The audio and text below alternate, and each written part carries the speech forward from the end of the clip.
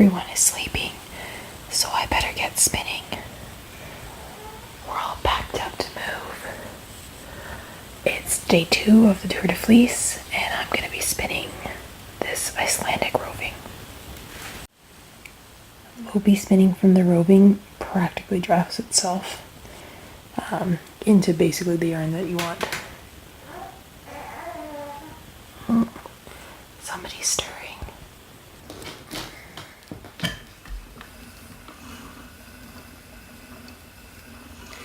I'm really just letting the twists come all the way into the fiber, and you let your wheel do the work and it'll draft this roving for you.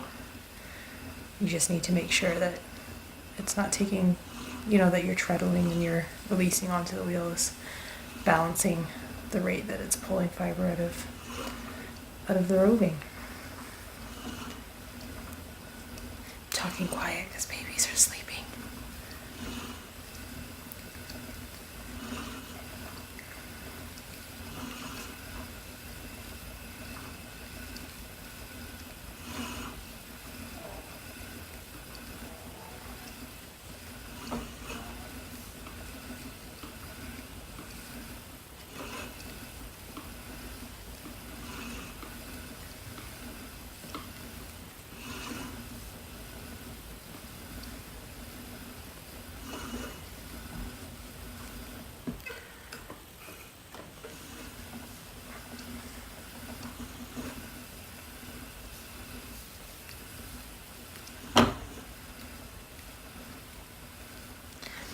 And I should say this roving is also from Custom Woolen Mills. You can buy 1 pound Icelandic breed bags in white, brown, and dark, I think, like a light, medium, and a dark.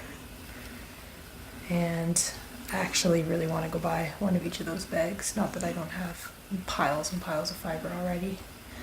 This would be a great spin for a Cowichan style sweater. Or Cowichan?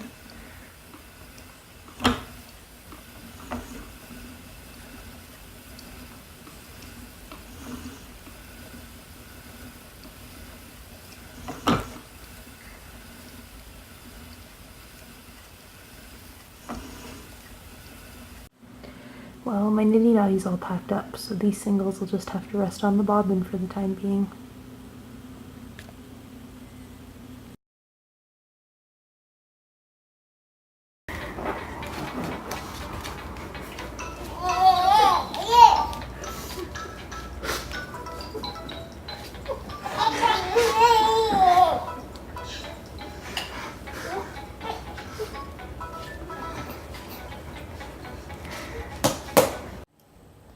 Alrighty, so we moved this weekend and been here for 2 nights now. It's our new place in Strathmore, and the tour continues.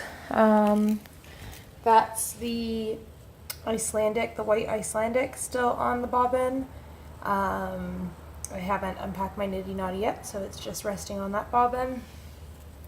This bobbin here has the rest of the Rambouillet singles that I had spun before the tour. That's what's left over after applying them into a previous yarn, so I'm going to be adding to that one. And on day 3 of the tour, I started spinning my black merino singles for my marled Magic shawl by Stephen West that I talked about in the first video. And I'm spinning these worsted style.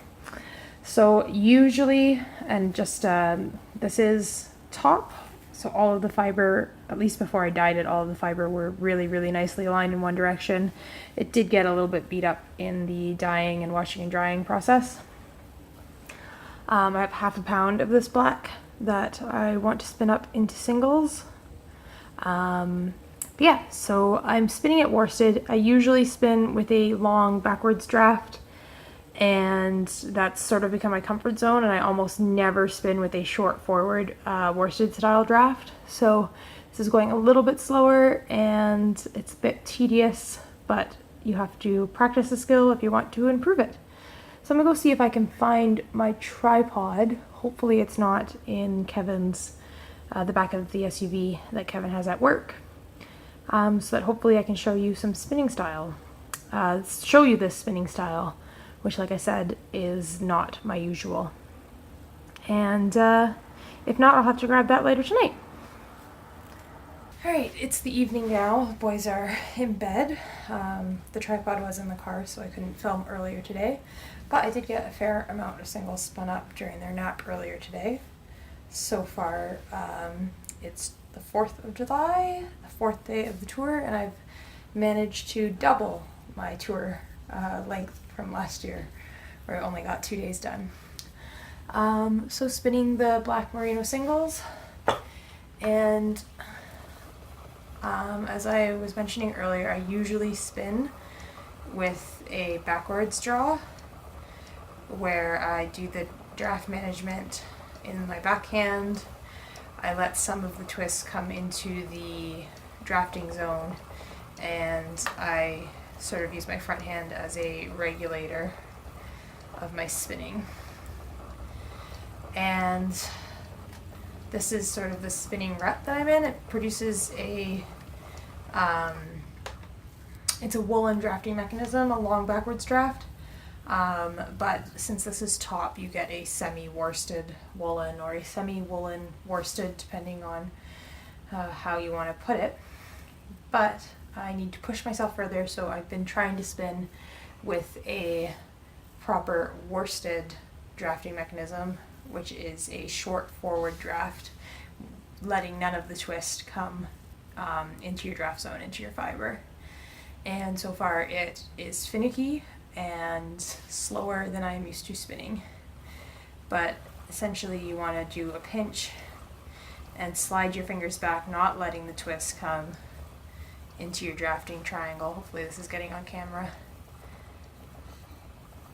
And this is gonna keep your fibers loading on into your single, all in alignment to the best of your ability, and produce a woolen yarn. But I'm having one heck of a time sticking with this method of drafting. It's been a long time since I took the beginner spinning course that I took, where we would have learned this method with an instructor, and in all honesty, I probably have not spun this method since then. But I get the hang of it for brief periods, and I guess it's practice makes perfect, and I've got a ½ pound of this fiber to practice on. Probably a longer staple length fiber than Merino would be easier to practice on. I recently read an article in the first issue of Ply magazine. They just went digital, by the way, so you can buy all of their back issues.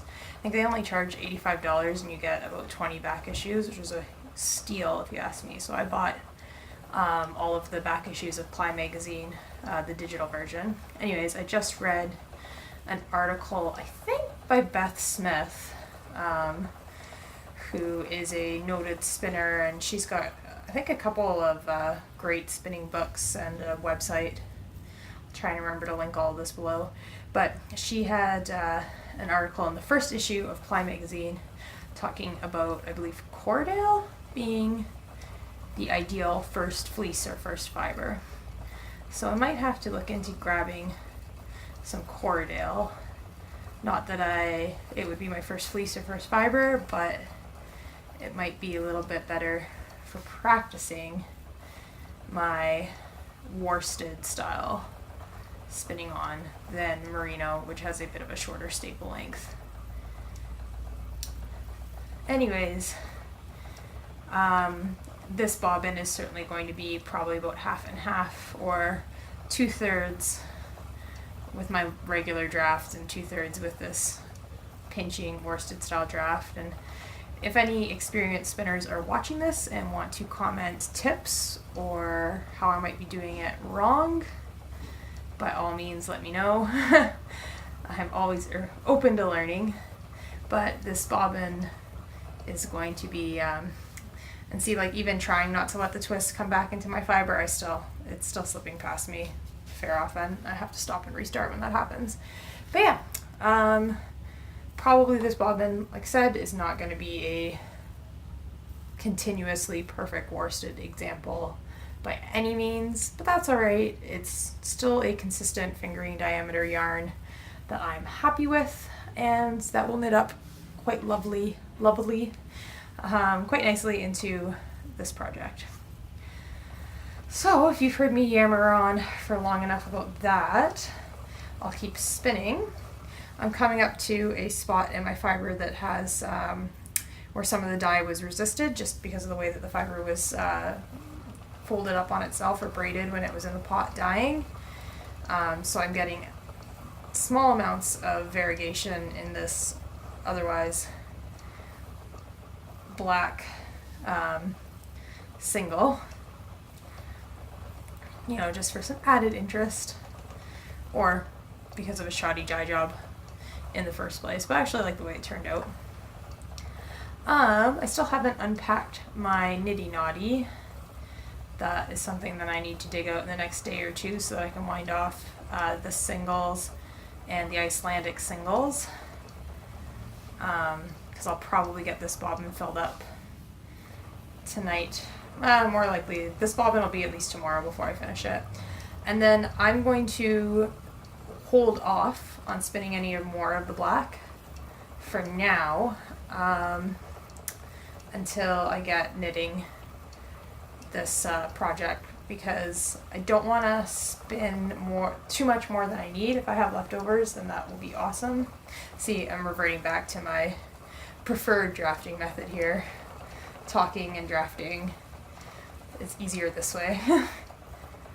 So I'll fill up one bobbin of the black merino singles and then get back to spinning the individual colors and the other flock fiber braid so that I can get started on the knitting, and then I'll spin more as needed, I guess, because this black fiber would be great to blend into other projects in the future. If you're curious on how I got such a great black dyeing it myself, I used equal parts Jacquard acid dyes, jet black, and Wilton's black food coloring. I think that the Jacquard black tends to break a little bit more reddy brown, and the Wilton's black tends to break purple, and together they gave me a amazing true black. It does not look like a brown black. It gave me a really great black.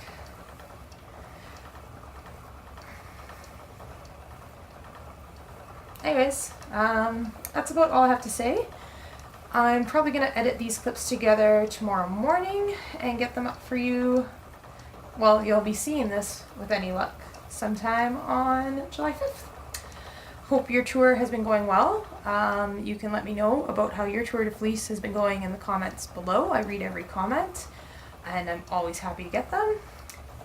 And you can also come follow along if you're not already on my Instagram at Yarn Lab.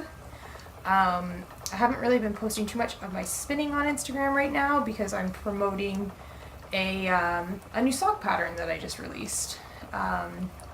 It's the double sock pattern. You can find it on Ravelry. My Ravelry name is Turner Classic, and it is for a expanded short row heel with an improved fit. So check that out if you are a sock knitter who's interested in trying a different heel construction than usual. That's all for now. Happy spinning!